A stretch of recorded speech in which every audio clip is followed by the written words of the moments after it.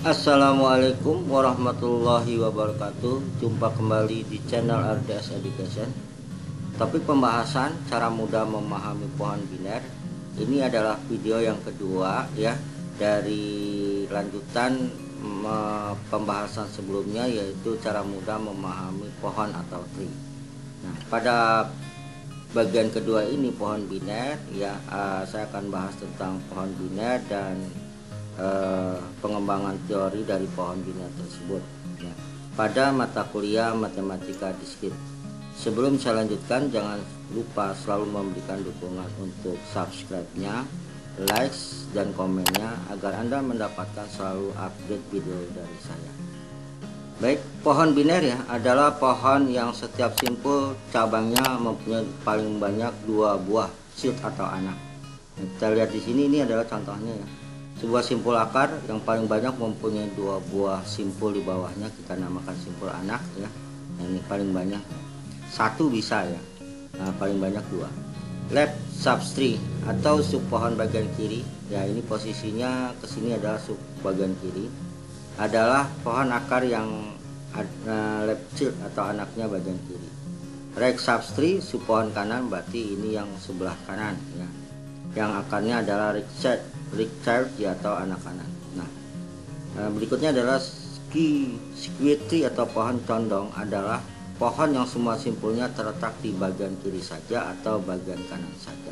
Nah, di sini kita bisa lihat kalau di sini, kalau nanti ada gambar yang di sininya simpul akar, di sini bagian kiri, di bagian kanannya tidak ada, ini kita namakan square tree ya.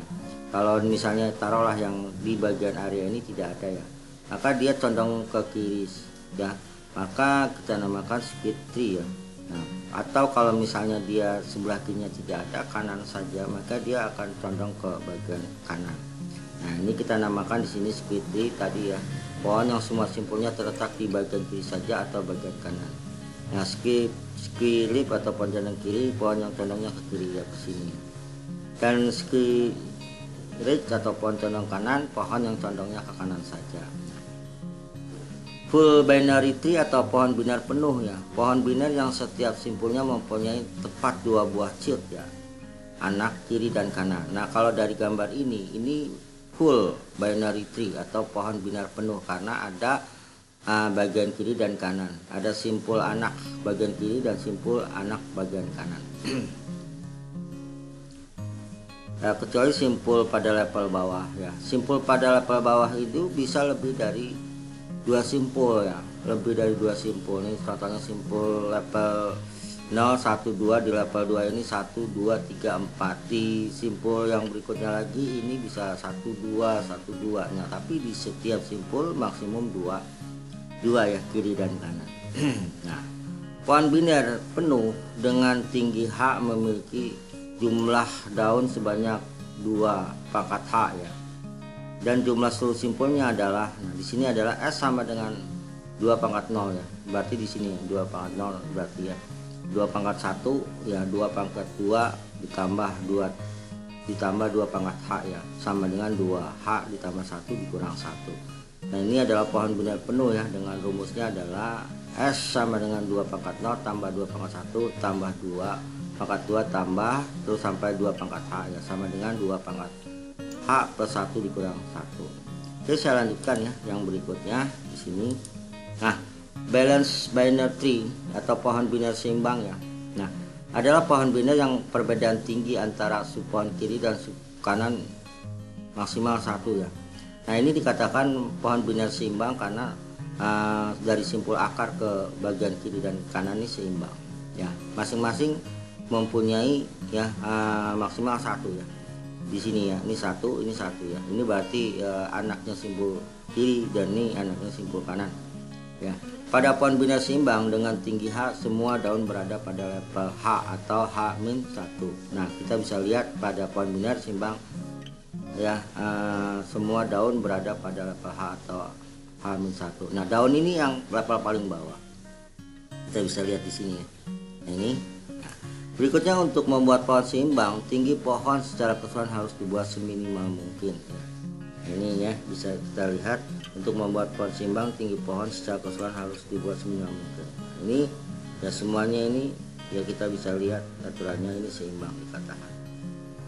Karena setiap level dari level akar ya, level anak ya atau nevaran ke sini anak, nah ini adalah daunnya seimbang.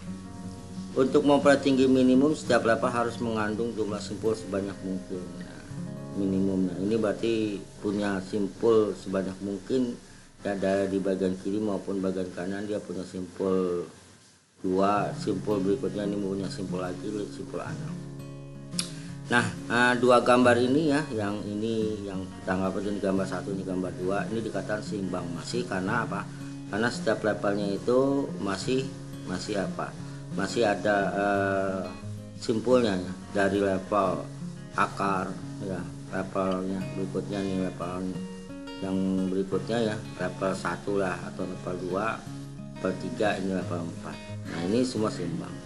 Nah bukan pohon biner seimbang ini dikatakan apabila simpul akar ke simpul 1 kiri, simpul kanan hanya simpul kiri yang mempunyai level yang utuh ya, sedangkan simpul kanan ya tidak punya lagi level di bawahnya. Ini dikatakan tidak seimbang karena di sini tidak ada simpul yang sama dengan simpul yang di bagian kiri, dikatakan tidak seimbang. Paham ya penjelasannya?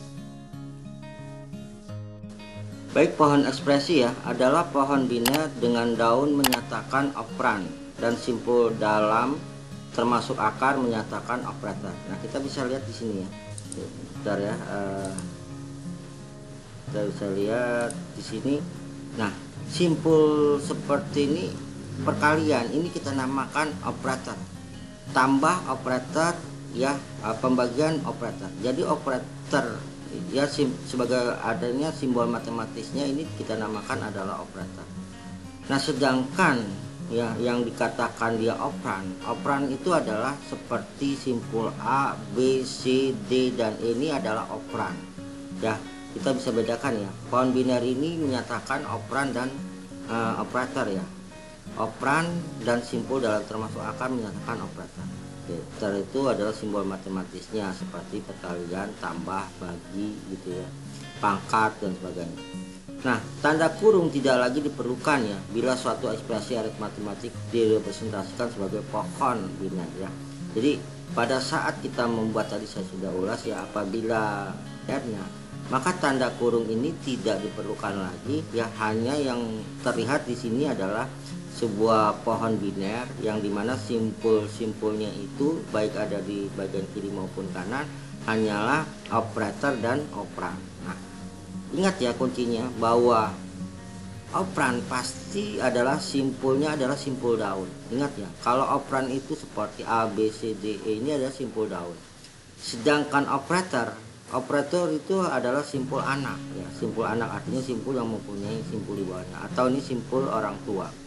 Ya ini kalau di sini ke sini berarti anak ya, ini orang tua, ini berarti jatuhnya akar ya. Nah jadi istilahnya kalau operan dicatat ya, operan itu adalah simpul daun, simpul yang paling bawah, sedangkan operator berarti di atasnya si simpul operan. Oke, saya lanjutkan ya, paham yang sampai sini. Pohon ekspresi digunakan untuk compiler bahasa tingkat tinggi ya, untuk mengevaluasi ekspresi yang ditulis dalam notasi. Nah ada 3 notasi ya untuk mengekspresikan sebuah pohon biner. Ada infix ya, infix ini adalah operator berada di antara 2 buah operan. Nah ini di sini adalah operator berada di antara 2 buah operan. Contohnya seperti ini. Nah ini, nah ini dikatakan nih, bisa dikatakan adalah infix ya. Jadi kalau infix itu misalnya di sini ya A ya ditambah B ya.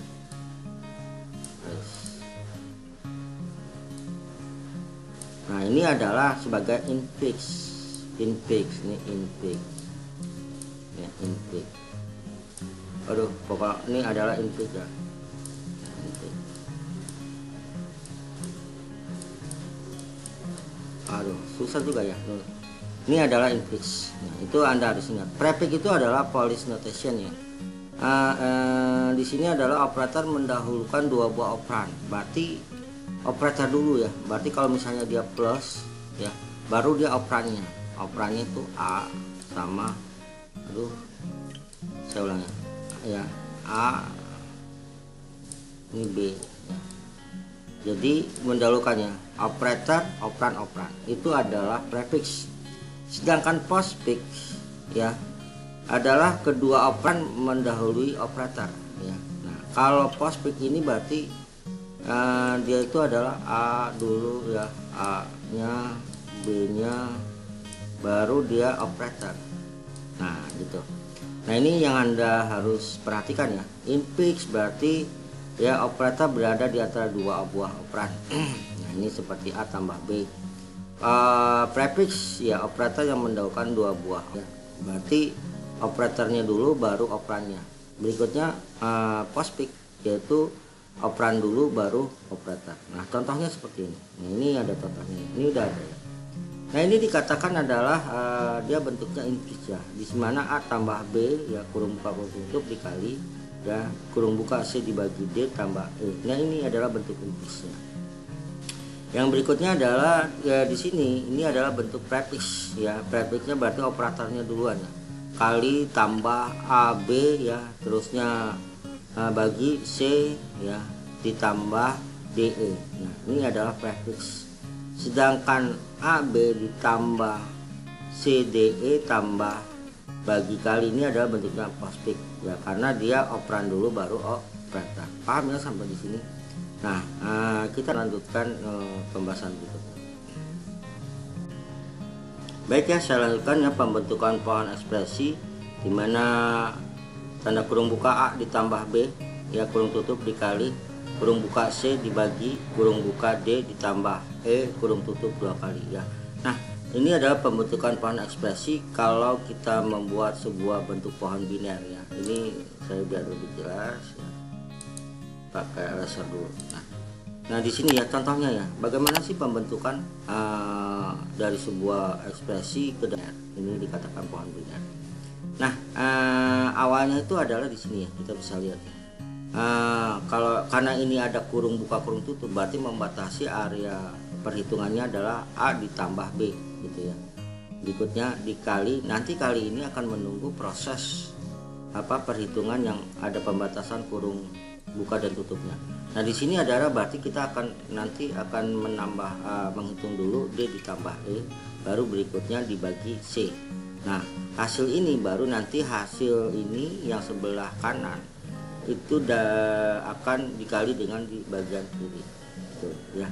Nah ini dikatakan prosesnya itu pembentukan pohon binernya ya. Kita lihat dari bawah ya, kita bisa lihat di sini D ya E yaitu ya kita bisa lihat dari D E ya plus ya, berikutnya dari DE plus. Nah ini dibagi ya, berikutnya ini C. Nah kalau yang A nya kita bisa lihat yang A tambah B ya A ditambah B plus gitu ya. Nah maka kalau dibentuk maka itu nanti adalah akarnya itu adalah kali ya. Ini contohnya saya contohkan gini, ini Anda tinggal tarik aja di sini dulu ya, taruh ya, ini sampai sini. Ini kan berarti operannya itu adalah plus ya. Berikutnya nanti kita tinggal yang ini adalah bagi ya. Nah ini ya kita bisa lihat A ditambah B, ini berarti operatornya itu bukan operan, operatornya adalah plus. Nah berikutnya ini tinggal ya, ini tinggal dengan yang ini ya. Nah ini berarti kan adalah perkalian ya, perkalian. Nah, itu perkalian, perkalian. Nah berarti nanti pembentukannya untuk pohon binernya itu adalah ya, kalau kita mau ngambil yang dari sebelah sini dulu ya, DE ya, ini berarti plus ya, ya. Kalau kita tarik di sini ini, nah ini ya. Berikutnya tinggal tadi D E plus ya. Berikutnya adalah ini adalah berikutnya yang C ya, yang C. Berarti dia selevel ya antara C dengan simpul C dengan sebagai operan dan plus ini sebagai operator ya, selevel dimana akan dibagi oleh akan dibagi. Ini dia. Ini berarti yang ini proses. Nah gitu ya. Kalau yang A ya ditambah B berarti kita ambilnya yang ini. Kita ambilnya yang ini dia ke sini. Nah ini kalau digabungkan maka hasilnya ini. Kalau digabungkan ya, yang proses yang tadi ya, kita ambil gabungkan, nah seperti ini. Nah ini ya hasilnya. Nah di sini urutan prioritas pengerjaan operator diingat ya. Untuk operator itu adalah yaitu simbol-simbol matematisnya ya. Tanda plus, kali, bagi, ya tambah, ya. Nah kalau operator prioritas pengerjaannya levelnya lebih tinggi, itu perkalian dan pembagian itu levelnya lebih tinggi dibandingkan penjumlahan ya. Penjumlahan dan pengurangan itu levelnya di bawahnya levelnya perkalian dan pembagian. Maka kita bisa lihat di sini di sini di gambarnya si siapa ya, kita bisa lihat. Saya pakai dulu. Nah kita bisa lihat operator yang tinggi simpulnya ini pasti ya, di bawahnya ini adalah operator yang levelnya lebih rendah ya. Kita bisa lihat. Nah kalau di sini tuh kan di sini kok levelnya plus dengan bagi itu sama, karena di sini nggak ada operator perkalian di bawah nih, ini paling rendah. Jadi operator penjumlahan pengurangan itu levelnya lebih rendah dibandingkan perkalian dan pembagian. Terus kalau ada pangkat, nah pangkat itu levelnya lebih tinggi dari perkalian dan pembagian. Nah itu kuncinya nanti ya. Nah oke, saya lanjutkan ya. Oke, baik, kita lanjutkan ya pembentukan pohon ekspresi dari notasi postfix ya. Nah di sini kita lihat ya, setiap elemen operan dan operator dari notasi postfix yang panjangnya n ya, disimpan di dalam sebuah tabel sebagai elemen P1, P2 dan sampai dengan Pn. Nah kalau kita lihat di sini ya, dari gambar yang ini ya, di sini adalah tadi kalau postfix itu kan operan operator. Nah di sini berarti A B ya istilahnya. Ya, kalau dia dijalankan, ditelusuri, cara melakukan penelusurannya berarti dari sini ya. Dari A ke B ya, baru nanti dia ke plus. Nah berarti nanti kalau kita dia bentuk ada sebuah tabel linier ya, A B plus gitu ya, A B plus. Terusnya berikutnya ini adalah dia kita bergerak tuh pohon ke bagian kiri dulu di sini, A B plus ya, baru artinya ini ke sini ya. Berikutnya ini di sini. Nah berikutnya kita akan bergerak lagi kemana? Ke nggak ke atas dulu ya, tapi dia ke bagian bawah dulu, bagian bawah sebelah kanan, bagian kanan, tapi yang ditelusuri adalah bagian kiri dulu. Bagian kirinya mana gitu ya, bagian kirinya berarti dia yang mana, ini dulu nih, ini dari sini nih ke sini. Jadi setelah ini dia akan ke sini ke simpul C. Nah dari simpul C, karena dia itu adalah postfix operan operator, berarti C berikutnya ini ke sini ya, dari sini ya, berikutnya ke E, dari E baru berikutnya ke plus. Nah berarti dia misalnya adalah C D E ya, plus. Nah dari plus ini dia baru ke tanda bagi ya. Nah dari tanda bagi dia nanti akhirnya ke ini ke kali. Nah ya. Nah di sini kita bisa lihat ya bahwa untuk proses postfix itu adalah, ingat aja, dia itu operan ya, berikutnya adalah operator. Nah yang kedua ya, biar diingat bahwa penelusuran itu harus di posisi bagian kiri dulu dari pohon biner. Nah pohon biner itu ditelusuri yang mana dulu, yaitu adalah operannya dulu, operannya A B ya. A bukan A B. Nah dari A B baru plus. Nah dari sini selesai ya, kita ke bagian kanan, kita telusuri dulu. Di bagian kanan ini kan ada kiri kanan juga ya, maka ke C dulu operan ya, D operan baru ke operator. baru berikutnya ke operator, terakhir adalah operator ini. Maka dia jadi tumpukan S yang menyimpan pointer ke simpul pohon biner ya. Tumpukan tumbuh dari kiri ke kanan. Nah, ini istilahnya kalau kita nanti menggunakan ekspresi dari sebuah tumpukan, atau istilahnya menggunakan stack gitu ya. Nah, ini dia. Nah, ini arah pertumbuhan tumpukannya ya. Jadi dari A, B ya. Ya, berikutnya plus. Nah, dari sini kita ke bagian kanan, tapi cari yang fungsian bagian kiri untuk operan. Kenapa sih nggak ke DE dulu? Nah, kenapa? C dulu di sini, ini bagian kiri di atas. Nah, dari sini baru dan nyusuri ke D ke E, gitu ya. Paham ya? Baik ya, dari algoritma pembentukan pohon ekspresi dari notasi POSIX ya, dimana POSIX masih ingat ya, yaitu operan operator. Dari ini adalah algoritmanya, langkah-langkah algoritmanya. Maka saya terjemahkan di sini ya, agar Anda bisa paham caranya menyelesaikan dengan algoritma. Nah, di sini algoritmanya itu ya, di sini kan ada for i ya, for i nya itu sama dengan 1 kan, ini dari ekspresi variabel ini nih, dari A, B plus C, D, E plus E, F bagi kali. Ini dibacanya berurut ya, dari A. Berarti for i sama dengan 1 itu berarti indeks pertamanya adalah A ya. Jika P1 sama dengan A, maka ekspresinya dia adalah create P1 nya sama dengan A, maka push pointer ke stack. Nah, ekspresi ini dia di push nih, artinya variabel A dimasukkan ke dalam sebuah stack ya, yang pertama. Nah, prinsip stack atau tumpukan itu last in first out, artinya terakhir kali masuk pertama kali keluar. Jadi kalau yang pertama kali masuk keluarnya terakhir, tapi kalau terakhir kali masuk nanti pertama kali keluar. Berikutnya lagi adalah for i sama dengan 2. For ini pengulangannya. Yang i yang kedua adalah B ya, maka create yang kedua. Oh, ini tunggu saya ganti, ini 2 nih, bukan 1 ya. For create P2 sama dengan B, push counter ke stack. Nah, berarti di sini B-nya masuk ke stack. Nah, gitu ya. Berikutnya adalah for i sama dengan 3. Jika P sama dengan 3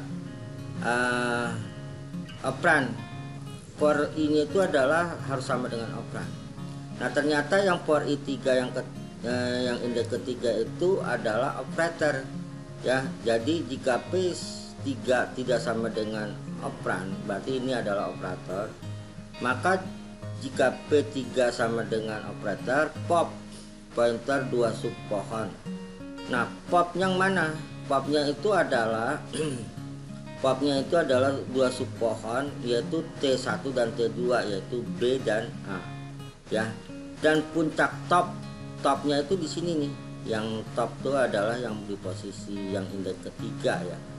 Topnya stack buat pohon T sama dengan plus, atau operator ini akan jadi akar ya pada saat gambar pohon biner. Nah, pop pointer 2 sub pohon T1 sama dengan A, T2 sama dengan D. Dari puncak top stack buat pohon ya, stack buat pohon T sama dengan plus.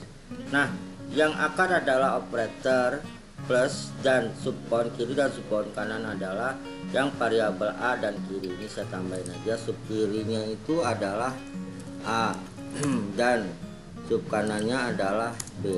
Dia itu akan membentuk pohon biner gitu ya, dari notasi. Nah, ini maka yang tadi di sini nih di for i sama dengan 3 tidak, maka jika P nya ini ternyata tidak sama dengan 3 ya, maka S nya ini P sama dengan akar, maka ini dia akan keluar nih ya. Pop itu mengeluarkan variabel dari stack atau tumpukan. Yang keluar itu A ya, B, maka yang operator ini dia akan menjadi simpul akarnya ya.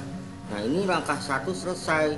Nah, langkah 1 selesai. Dilanjutkan karena kita ini variabel yang dibacanya itu adalah selain A, B, plus ini berurut ya, plus C, D, E plus ya, bagi kali. Nah, langkah kedua dimulai dari mana lagi? Mulai dari for lagi, for di awal. Ya, fornya itu for yang pertama lagi, for I sama dengan 1. Nah, ekspresi postfixnya itu tinggal apa? C, D, ya, E, ya, plus, ya, bagi dan kali. Kita lihat for I sama dengan 1 jika P1 sama dengan C, ya. Berarti C-nya di-create, ya, di-push masuk ke dalam stack. Berikutnya for I2 nya sama dengan D, ya, masuk, maka D-nya di-pop masuk ke dalam stack, ya.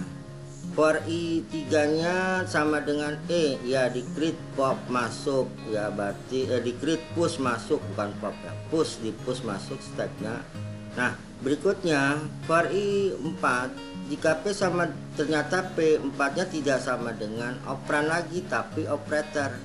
Kalau dia tidak sama dengan operan, kalau dia tidak sama dengan operan, maka dia akan sama dengan operator. Maka di sini jika tidak, P4 nya sama dengan operator, yaitu plus.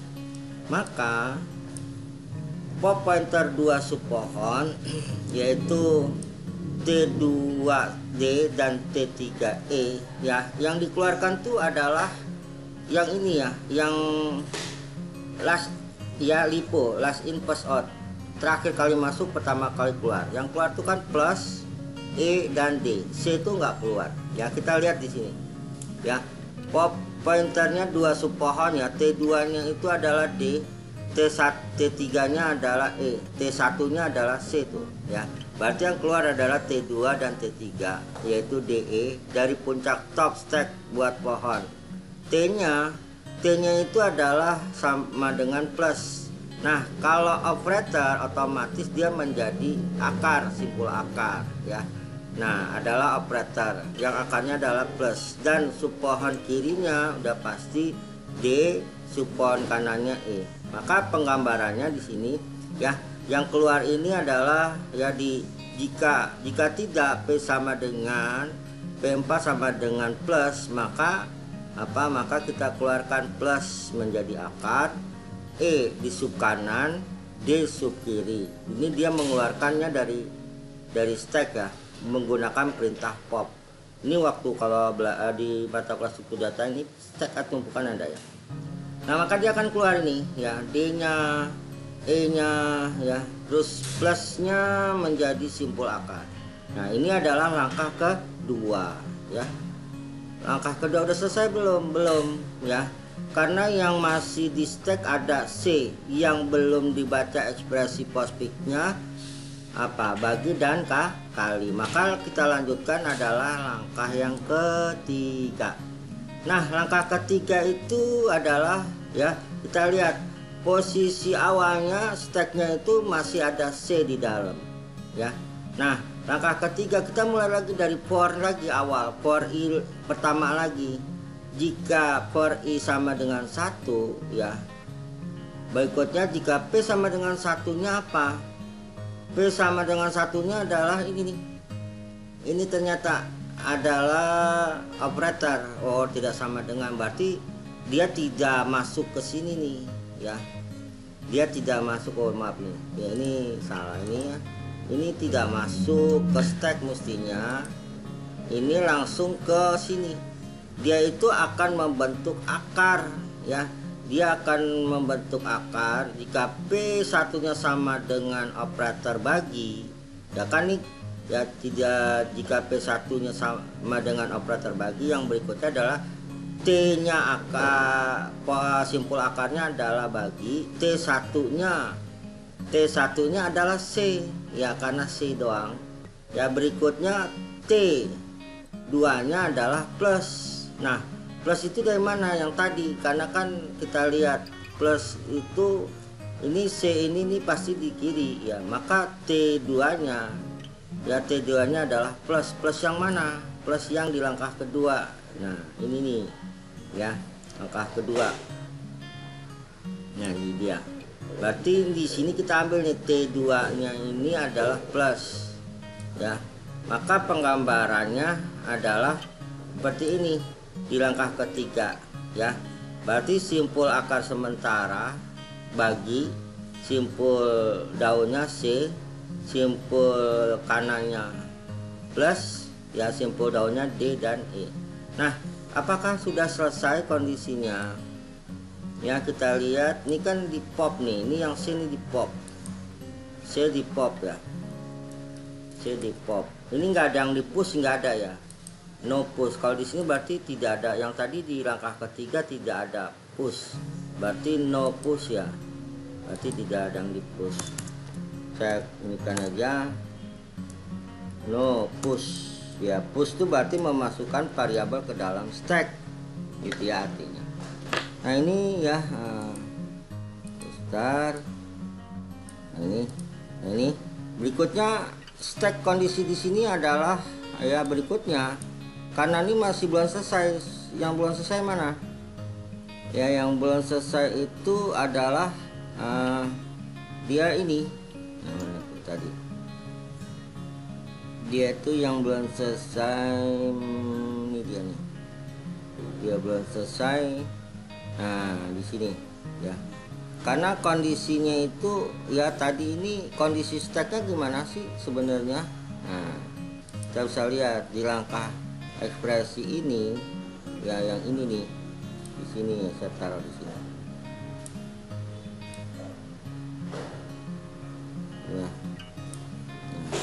Itu sebenarnya ya ini udah kosong nih, yang tadi saya itu udah keluar sih, kondisi stacknya ini kosong ya, kondisi stacknya kosong. Kondisi stacknya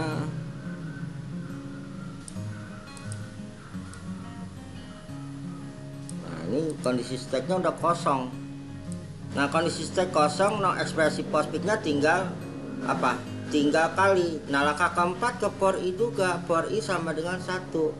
Jika pi p1 nya sama enggak operator, maka dia tidak sama dengan kali. Maka jika tidak, P1 nya sama dengan kali.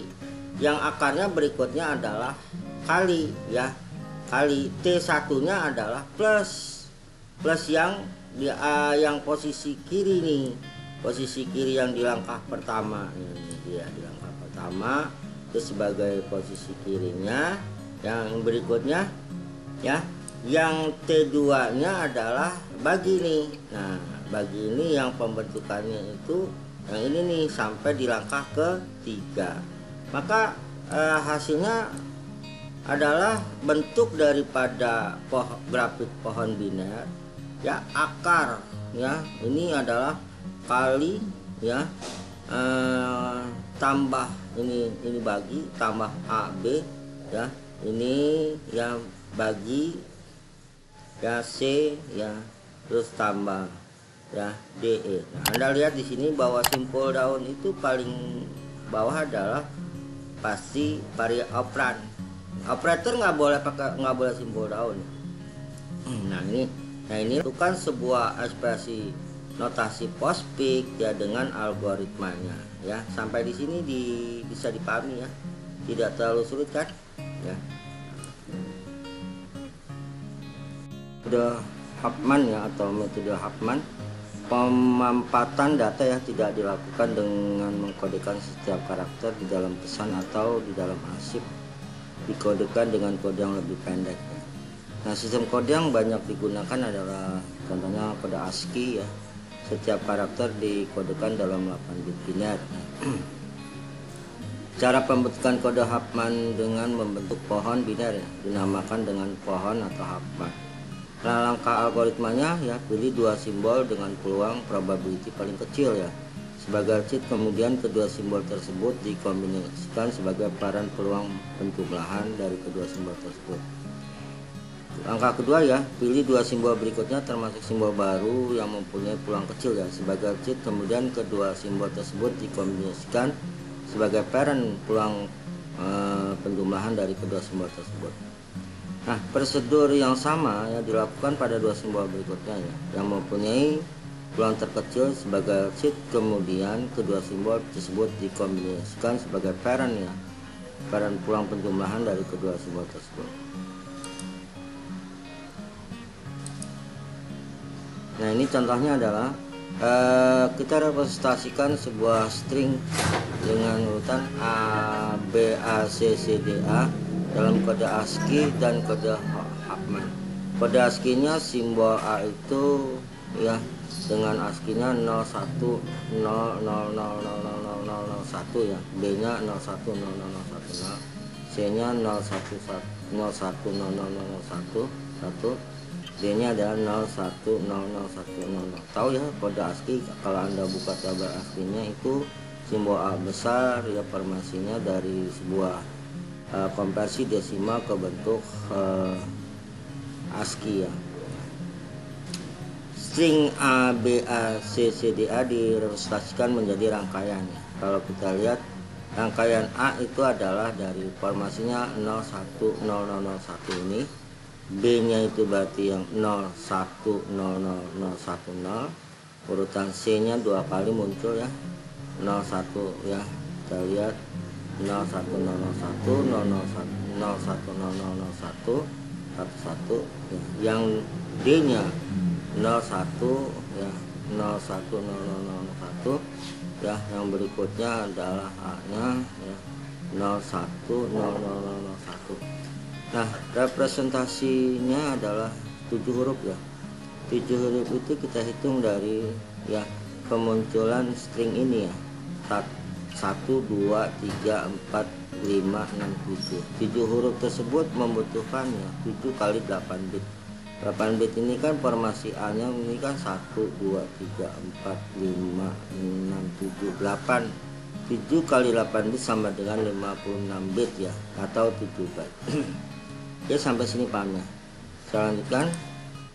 Nah, kode Huffman berarti simbolnya ya, simbol kekerapatan dan peluang. A itu 3 ya. Kalau kita lihat tadi A itu 3 ya. A berapa kali muncul, peluangnya adalah 3 kali, 1, 2, 3 ya, begitu. 3 B munculnya peluangnya 1, C munculnya 2 kali, D munculnya 1. Paham ya sampai sini? Jadi A kekerapatan 3 ya, peluangnya 3/7, B 1 ya, peluangnya 1/7, C 2/7, D 1/7. Yang berikut adalah cara pembentukan kode Huffman ya. Pilih 2 simbol dengan peluang paling kecil ya. Kalau kita lihat di sini adalah simbol B, yaitu peluang 1/7 tambah 1/7 sama dengan 2/7. Nah, lanjut lagi kita pilih 2 simbol dengan peluang paling kecil, yaitu simbol C2 ya. Simbol C2 ya, dan BD ya, BD yang tadi ya. BD berarti BD tersebut dikombinasikan menjadi simbol CBD ya. Peluangnya adalah 2/7 tambah 2/7, 4/7. Nah, pilih berikutnya adalah 2 simbol ya dengan peluang paling kecil, yaitu simbol A dan simbol CBD. Nah, simbol tersebut dikombinasikan menjadi simbol CBD ya. Ini kan tadi yang 03 pilih 2 simbol dengan peluang paling kecil, yaitu A, yaitu peluangnya 3/7 ya. Berikutnya CBD ya, peluangnya adalah 4/7 ya, berarti ya 4/7 ditambah 3/7 jadi 7/7, ada 1. Oke, kita lanjutkan sekarang untuk menentukan pohon Huffman-nya ya, untuk pesan A, B, C, C, D, A ini. Nah, string A, B, C, C, D, A ini direpresentasikan menjadi rangkaian ya. Kita bisa lihat di sini ya, representasi 7 huruf tersebut membutuhkan 13 bit ya.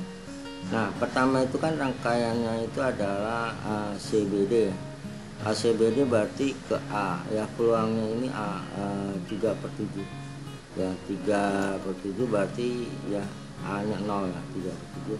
Untuk sisinya ya, kita bisa lihat berikut CBD ya. Berikutnya untuk C nya ya, dia dapat 1 ya, 10 berarti 2/7 ya, peluang C nya ya. Tadi sudah kita lihat ya peluang C nya. Berikutnya B ya, berarti di sini A, terus C ini berarti ini ada CBD ya.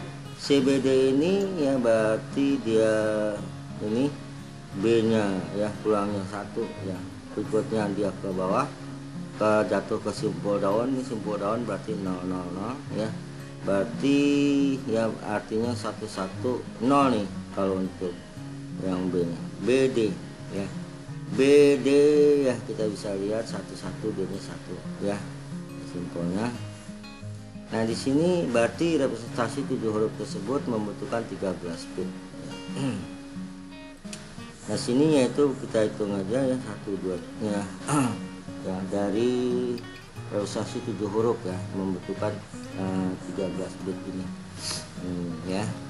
1 2 3 4 5 6 7 8 9 10 11 12 13 bit, yaitu menjadi rangkaian. Oke, kita lanjutkan ya, yaitu berikutnya adalah 1 ya, tadi 0 1 1 1.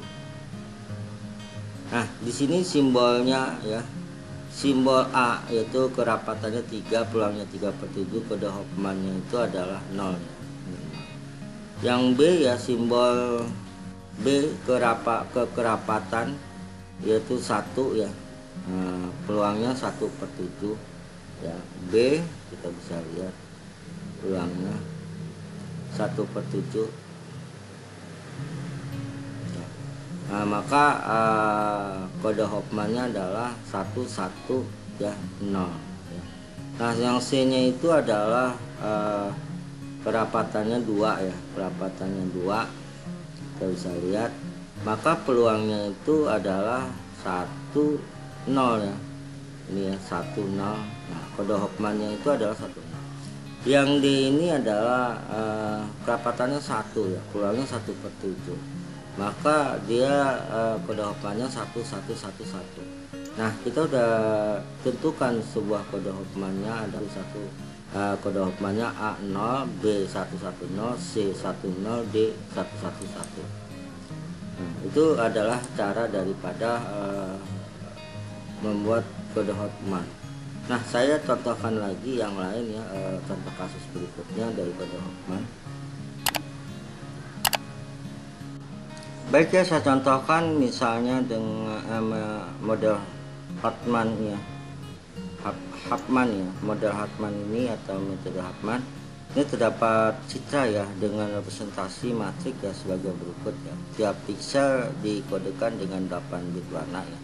Ini yaitu 100 100 100 100 ya. Di sini berarti untuk matriknya itu berordonansi barisnya 3 ya, kolomnya 5 ya, barisnya 3 ini ya, kolomnya 5. Nah berarti dilakukan kompresi ya terhadap sebuah citra ya. Langkah yang dilakukan adalah pertama kita bentuk vektor dari data yang citra yang berupa matriks ya, sesuai dengan langkah algoritma Huffman. Nah di sini misalnya kita urutkan saja nilainya ya, 100 100 100 ya. Di sini ya dari baris pertama kolom pertama, baris pertama kolom kedua, terus ya kita urutkan. Berikutnya 200 200 120. Nah, jumlah pixelnya berarti 15. Jumlah pixel kita dapat dari mana? Dari barisnya 3, kolomnya 5. Ya, matrik itu kan yaitu baris dan kolom, yaitu M kali N. Berarti 3 kali 5 berarti 15. Nah, peluang kemunculan warna pada citra itu sendiri ya kita bisa lihat di sini. Ya, untuk 100 itu banyaknya munculnya itu 9 kali ya. 1 2 3 4 5 6 ya, 7 8 9 9/15 karena jumlah matrik pixelnya ada 15, berarti peluangnya 100 sama dengan 9/15. Berikutnya untuk yang 200 berapa kali muncul? 4 kali ya, 1 2 3 4 ya. Nah berarti 200 sama dengan 4/15. 250 berapa kali muncul? 2 kali, peluangnya berarti 2/15. Nah langkah kedua kita lakukan adalah kita membentuk sebuah simpul pohon biner ya. Nah di sini adalah ada 3 buah simpul berdasarkan peluang kemunculan warna tersebut, yaitu simpul untuk kemunculan 100 9/15, berikutnya 200 ya, ini 200 dengan peluangnya 200 dengan ininya 4/15 ya. peluangnya itu 4/15. Berikutnya adalah simpul yang ketiga 250 dengan peluangnya adalah 2/15. Oke, bagaimana pembentukan pohon biner Huffman itu? Berarti dari 100 ya, yang 9/15. Berikutnya adalah yang kedua adalah 250 2/15 ya. Yang berikutnya adalah yang 204/15 peluang kemunculan. Nah ini ya pada saat pertama ya, ini peluang 909/15 langsung dia menuju ke posisi sebelah kiri, yaitu 109/15. Yang berikutnya ya kita lihat lagi di sini adalah 250 sampai 200 dengan peluang kemunculannya adalah 6/15. Dari mana? Yaitu dari 4 tambah 2 6/15 ya, maka peluang 250 nya 0 ya, gagal simpul daunnya ya 2/15, sedangkan 4 ya di sini adalah 204/15. Nah inilah sudah terbentuk sebuah pohon biner. Nah, lalu kita tentukan adalah tabel kode Huffman untuk contoh ini adalah ya.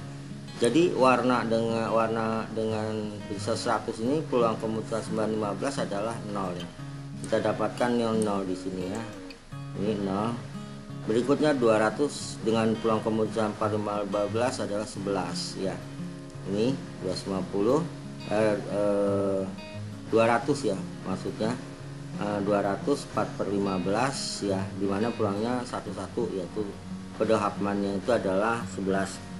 Berikutnya adalah yang 250 ya, yaitu 2/15 ya, peluang kemunculannya itu adalah 10.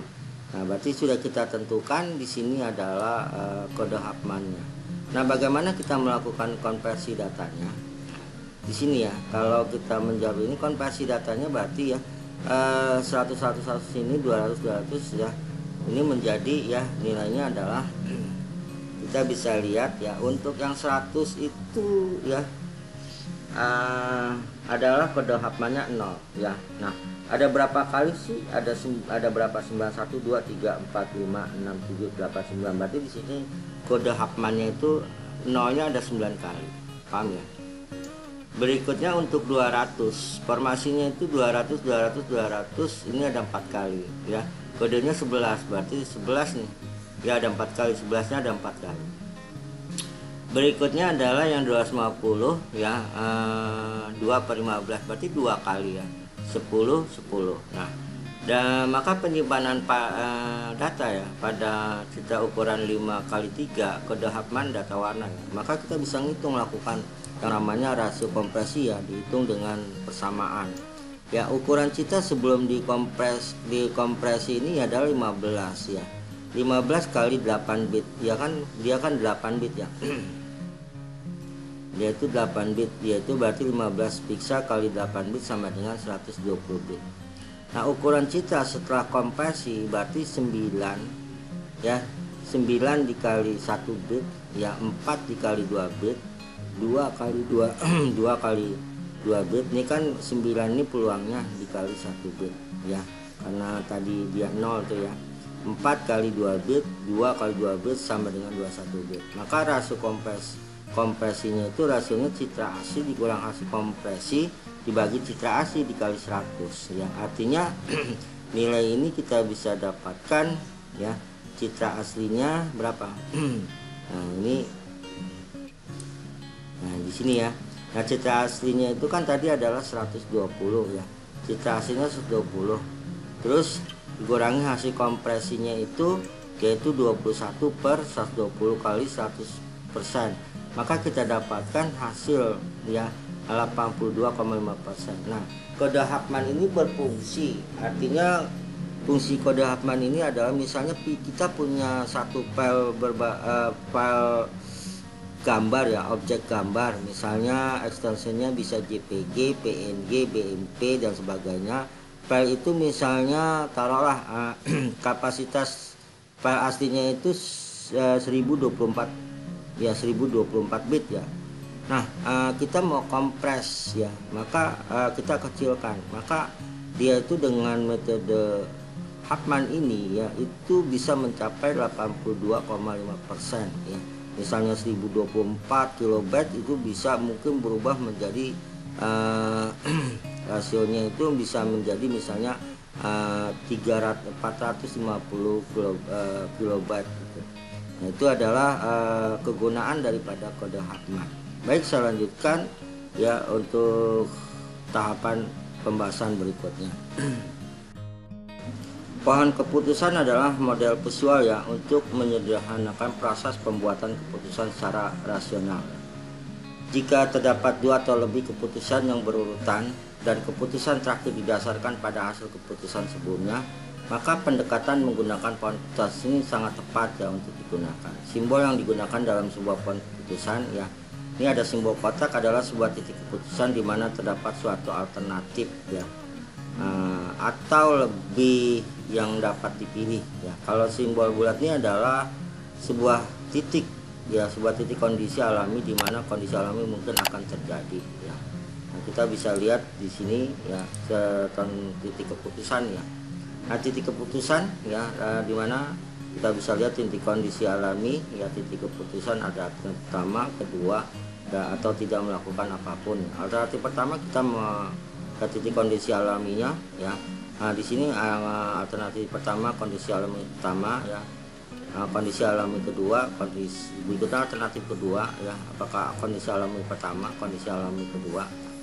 Oke, contoh ya. Nah, langkah decision tree dulu ya sebelum kita lanjutkan. Nah, di sini adalah tetapkan problem atau masalahnya.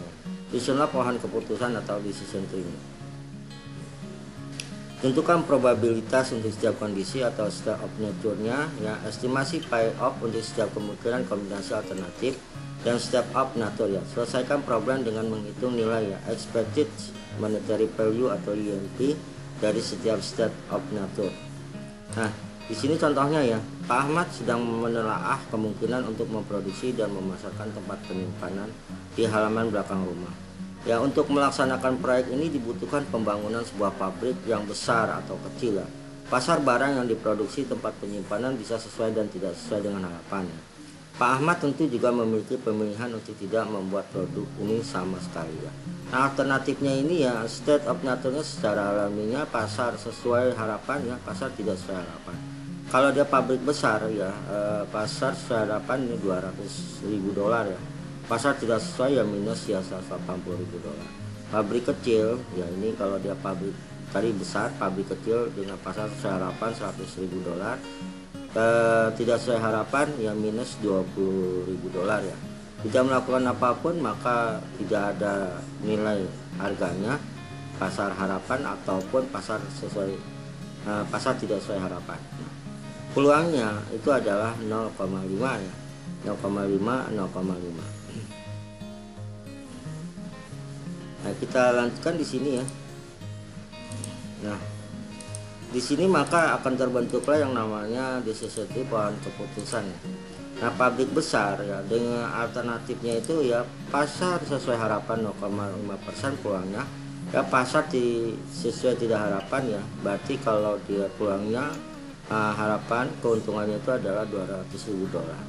Kalau dia tidak sesuai harapan maka minusnya adalah $180.000.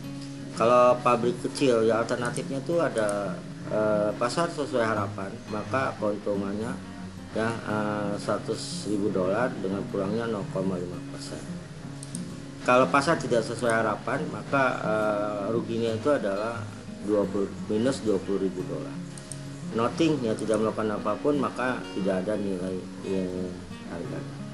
Nah, itu dari bentuk sebuah pohon keputusan ya. Atau decision tree ya.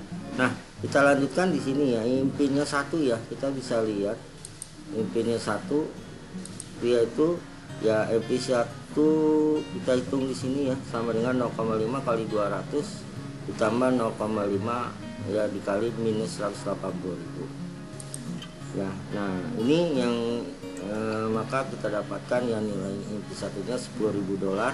Yang impi 2-nya yang pabrik kecil ya, di sini adalah 0,5 dikali dengan 100 ditambah 0,5 dikali minus 20.000. Yang ini 0,5 kali 100.000 lah. Maka IMPI 2 nya itu ya keuntungannya itu adalah $40.000. Nah itu adalah pohon keputusan ya. Saya rasa bisa dipahami ya tentang sebuah pohon keputusan, apalagi contoh sebuah kasus ya, bagaimana pengolahan untuk pabrik besar, pabrik kecil, atau kita tidak melakukan suatu apapun ya. Binary search tree atau pohon pencarian biner ya adalah pohon biner yang setiap kunci diatur dalam suatu urutan tertentu ya, digunakan untuk melakukan operasi bisa pencarian, penyisipan, penghapusan elemen ya. Simpul pada pohon pencarian berupa kunci ya, key pada data record atau data itu sendiri ya. Key atau kunci ini adalah yang membedakan ya setiap simpul dengan simpul yang lainnya. Key harus unik karena tidak ada dua simpul atau lebih yang mempunyai kunci yang sama. Nah, jika R adalah akar dan semua key tersimpan pada setiap simpul tidak ada yang sama, maka semua simpul pada subpohon kiri mempunyai key lebih kecil daripada key R ya. Semua simpul di subpohon kanan mempunyai key lebih besar daripada key R. Nah, kita bisa lihat di sini ya sebuah pohon binernya ya, R ya, T1, T2 ini sebagai simpul kiri. Ya, key-nya itu lebih kecil dari key R ya. Sedangkan key C2 nya ini lebih besar dari key ya. Nah, kita bisa lihat di sini gambar kedalaman pohon biner ya, pencarian untuk data masukkan dengan urutan sebagai berikutnya. Kalau kita lihat di sini ya, simpul subpohon kiri 50 mempunyai key lebih kecil ya dari 50 ya, dari 50, dan simpulnya di subpohon kanan mempunyai key-nya lebih besar dari 50 ya. Nah, pencarian selalu dimulai dari simpul akar ya. Simpul di akar dibandingkan dengan nilai yang dicari X ya. Jika kunci X-nya di simpul akar tidak sama dengan X, pencarian dilanjutkan di subpohon kiri atau subpohon kanan ya. Nah, tergantung pada nilai X-nya ya. Nilai X lebih kecil dari key di akar atau X lebih besar dari key di akar, pembanding dilakukan sampai nilai X sama dengan nilai suatu key atau tercapai sebuah daun. Nah, ini kita bisa lihat ya, di sini nilainya 50 ya, di sini dia lebih kecil ya, 32 itu lebih kecil dari 50 ya. 50 ya, T2 nya ini sebelah kanan lebih besar daripada R nya. Nah, berikutnya ya, 32 ya, ini dia lebih kecil, ini dia lebih besar, ini lebih kecil, ini pasti sebelah kanan lebih besar ya. Ini dia 60, 52 lebih kecil, ini 70. Nah, ini adalah skema pohon pencarian. Nah, berikutnya adalah traversal pohon biner ya. Misalkan T adalah pohon biner, akarnya R ya. Subpohon kiri T1 dan subpohon kanan T2, maka pada skema mengunjungi simpul di dalam pohon biner itu ya. Ingat ya, periode itu kunjungi R ya, sekalipun memproses simpul R ya. Kunjungi T1 secara periode, kunjungi T2 secara periode. In order itu kunjungi T1 ya secara in order, kunjungi R ya, kunjungi T2 secara in order ya. Nah, berikutnya posoda ini kunjungi T1 secara posoda, kunjungi T2 secara posoda, kunjungi R sekalian memproses simpul R. Nah, pada simpul yang dikunjungi ya, mencetak informasi yang disimpan dalam simpul, memanipulasi nilai dan sebagainya. Nah, skema mengunjungi pohon biner ya, kita bisa lihat dari skema pohon biner sendiri ya.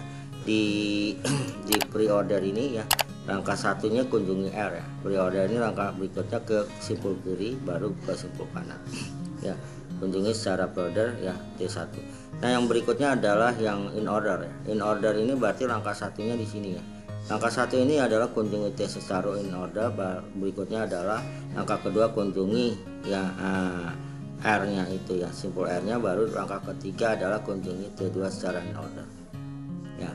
Nah, berikutnya adalah untuk post-order sendiri ya, langkah satu adalah kunjungi T1 secara periode, langkah 2 kunjungi T2 secara periode, baru langkah ketiganya adalah kunjungi akarnya R-nya. Nah, itu kita bisa lihat ya untuk pre-order, in order, dan post-order. Sebelumnya tuh udah pernah ya saya bahas, cuma yang bentuknya in peak, rapid, dan post peak.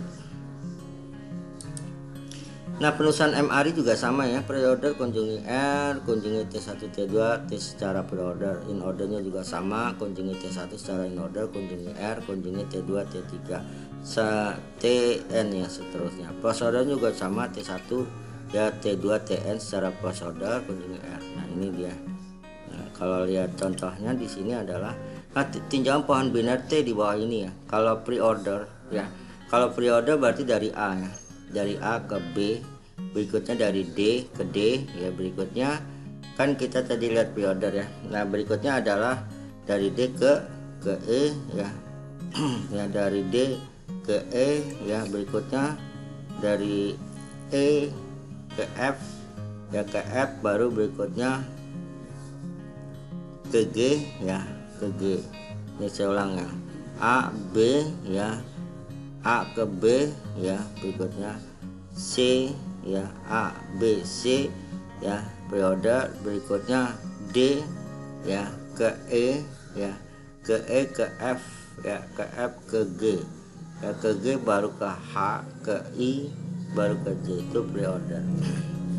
Berarti artinya adalah dia tadi apa, dia operan ya, istilahnya T1 T2 ya, berikutnya ya baru simpul akarnya.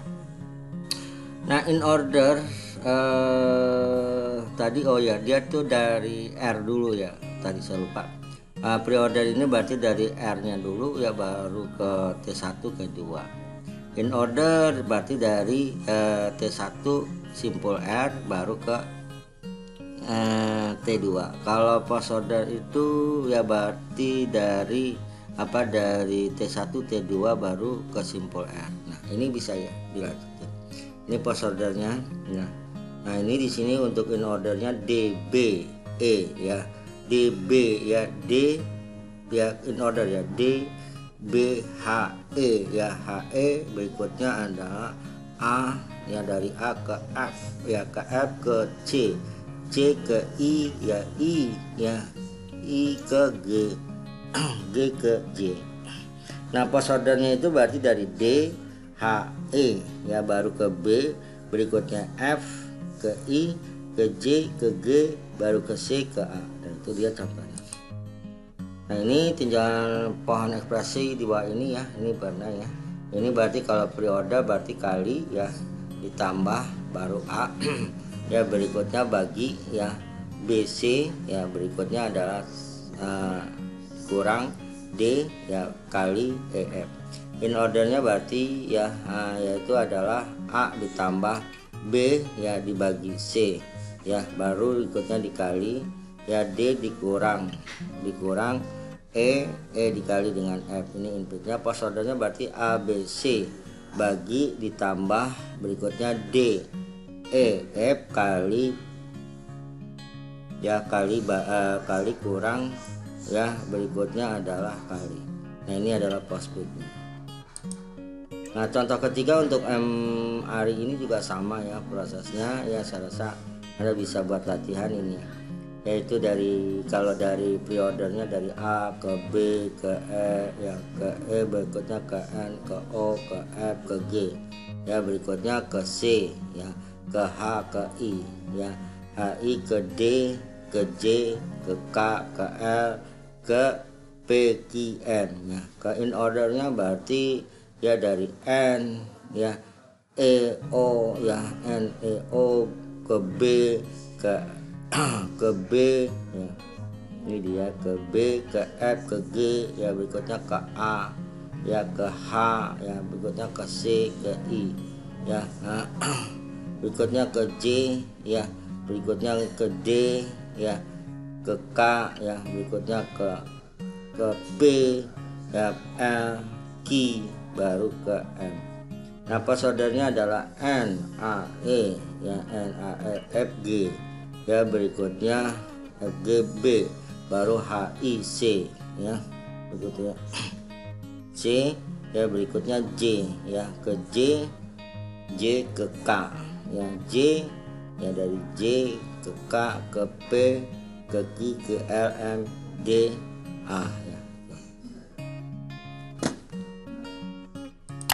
Nah saya rasa cukup ya, sekian ya untuk materi pohon biner. Cara memahaminya saya rasa cukup ya. Kalau masih ada pertanyaan silahkan Anda bertanya di kolom komentar.